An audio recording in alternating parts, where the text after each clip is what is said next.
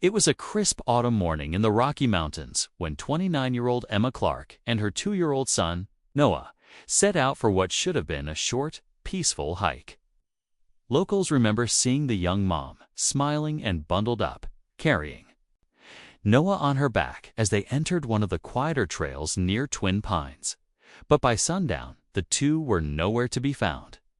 Search teams scoured the forests, helicopters swept the mountains, and volunteers from nearby towns joined in, but there wasn't a single clue. No footprints, no gear, no sounds. It was as if they had simply vanished into the trees. The case quickly captured national attention. Who would hurt a mother and her baby? Or was this a terrible accident? For weeks, her family held out hope, convinced that Emma's experience as an outdoor enthusiast would somehow keep them alive. But as days turned to months and months into years, the story faded from headlines, leaving behind only grief and unanswered questions. Then, 6 years later, a crew clearing an old fire road stumbled across something buried beneath layers of pine needles and soil, something no one ever expected to find. Authorities were called immediately. What they uncovered would send chills through the entire region and reopen wounds that had never truly healed. As the discovery made its way into the public, even the most hardened investigators were shaken. And locals, many of whom had helped search in those early days, found themselves haunted all over again. What really happened to Emma and little Noah that day in the Rockies? And why, after all these years, does what was found still raise more questions than answers?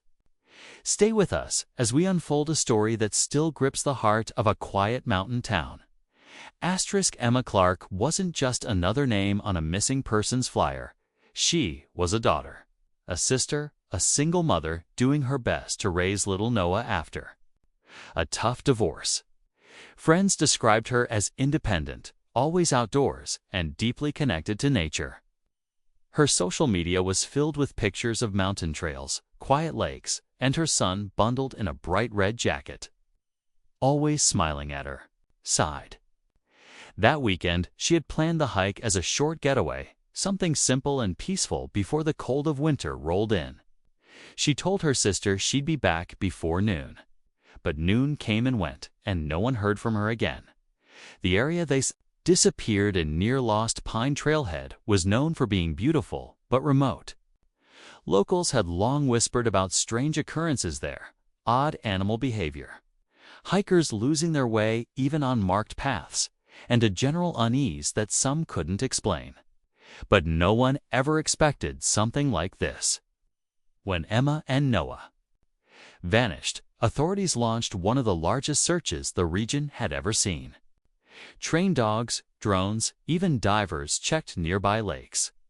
But despite all efforts, there wasn't a single trace. No torn clothing, no food wrappers, not even a single footprint left behind. It was as if mother and child had been swallowed by the forest. Her family clung to hope. But as seasons changed and birthdays passed without answers, that hope slowly turned to heartbreak. Still, locals never forgot. Every now and then, a hiker would report hearing a child's voice echo through the trees, or seeing a flash of red dart behind the brush, just enough to stir old fears. So when a discovery was made 6 years later, in that very same area, it sent shockwaves through the community, and what was found only deepened the mystery. The discovery was made by a small road maintenance crew clearing brush along an old fire access path not far from where Emma's car had first been found unlocked, parked neatly with Noah's sippy cup still in the back seat. At first, it looked like nothing more than a collapsed animal den. But when one of the workers noticed metal glinting from under the dirt, curiosity turned into dread. Buried just below the surface was a child's shoe, weathered but unmistakably red. Nearby, wrapped in what appeared to be a piece of worn camping tarp, was a metal locket containing photos of Emma and her son. The site was immediately cordoned off. Investigators combed through the area, finding scattered remnant shreds of a torn backpack, a cracked phone screen, and strange, shallow carvings etched into nearby tree bark. They weren't initials or symbols anyone could recognize. Items were sent for analysis, but answers remained frustratingly vague. Even more unsettling was that no human remains were found. Not a bone, not a drop of blood. Just fragments like pieces of a story no one could quite fit together. Emma's sister Lauren returned to the area after years of trying to move on. She met with authorities, pleaded for more answers, and began her own digging into Emma's life. She uncovered something curious Emma had mentioned, just days before her disappearance, that she felt like she was being watched. That someone had followed her on a hike weeks prior, but vanished when she turned around. She hadn't reported it, thinking she was just being paranoid. But now, those words carried a heavier weight. Some locals began to question if the case was really an accident at all. Was it possible someone had been out there, waiting?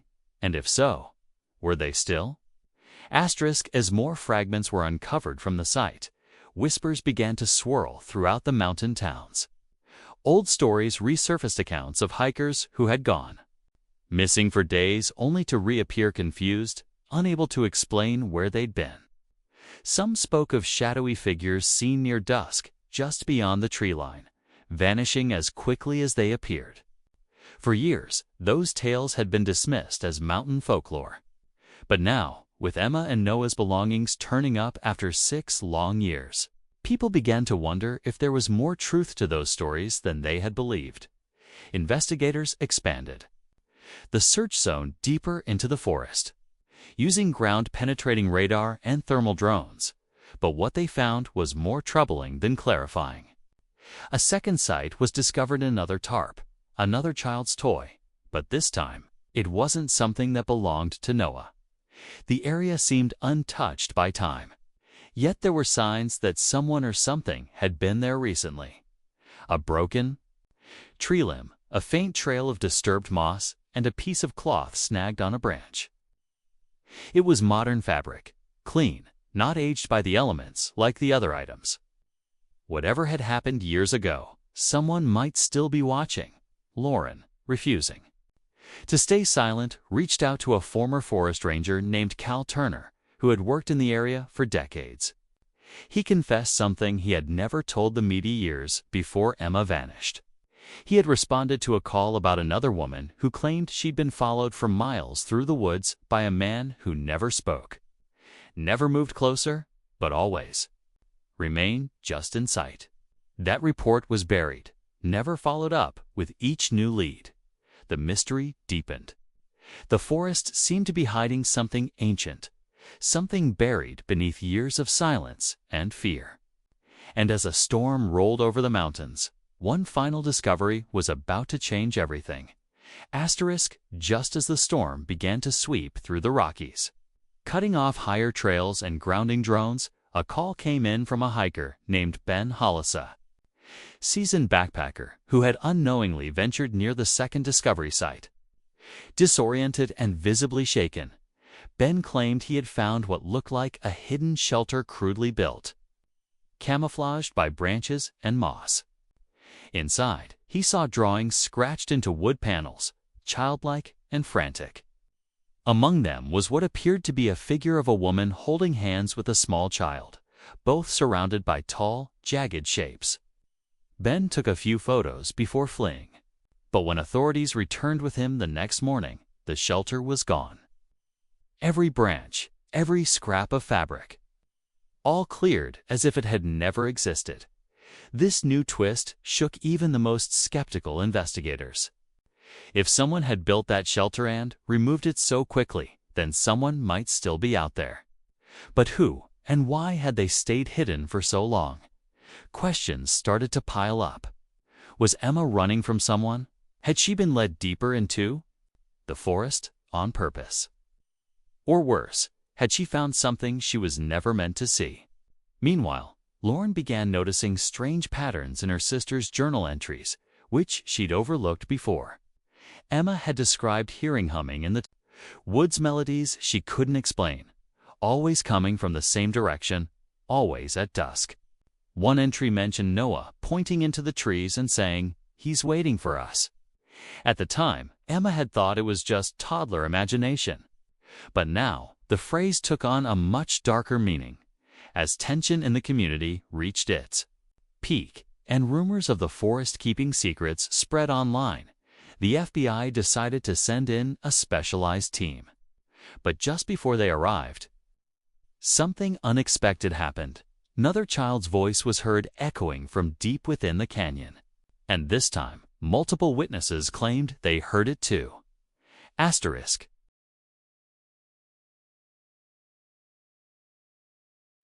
As the FBI's specialized team moved in under the cover of early morning fog, the forest felt different still, tense, as if it was holding its breath.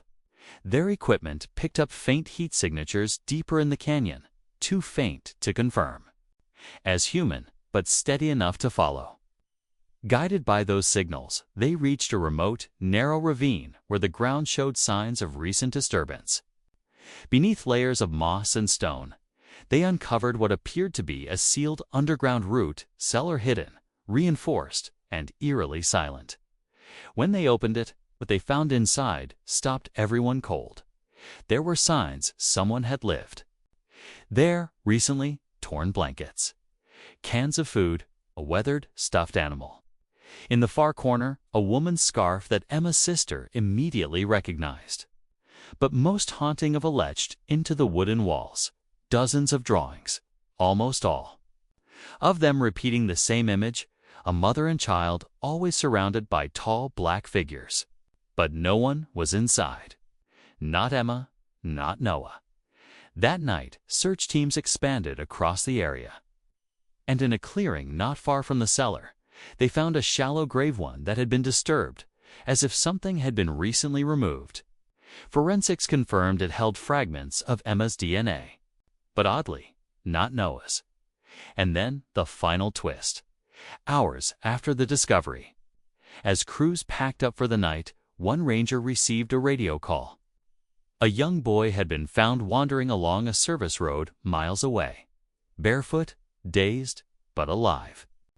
When asked his name, he only whispered, "Noah." He hadn't aged a day. He was still 2 years old. Authorities were stunned. The child was healthy, quiet, and clinging to Emma's necklace. The forest had finally given something back, but what it kept still remains unknown. Asterisk. Doctors confirmed the boy was, in every way, biologically still 2 years old. No signs of malnutrition, trauma, or aging. His fingerprints matched the missing child's records. It was Noah, but how he survived and changed for 6 years remained a mystery no science could explain. Lauren sat with him at the hospital, tears streaming as he clutched her hand like he'd only just seen her yesterday. He didn't seem scared, just quiet, tired, and occasionally hummed a tune no one recognized. A melody that matched the one Emma had written about in her journal. The forest was re-examined. No additional signs of recent human life were found, and the underground shelter was eventually sealed. As for Emma, her remains were never fully recovered, but investigators believe she stayed alive long enough to protect Noah and, maybe, somehow gave him to the forest or something within it to keep him safe. Theories flooded the internet. Time slips, hidden survivalists, supernatural intervention. But no theory ever quite made sense of it all. Locals began leaving small red ribbons on the trees near Lost Pine Trail. Not as warnings, but as tributes to a mother's courage, to a child's impossible return, and to a forest that had held on to a secret for far too long.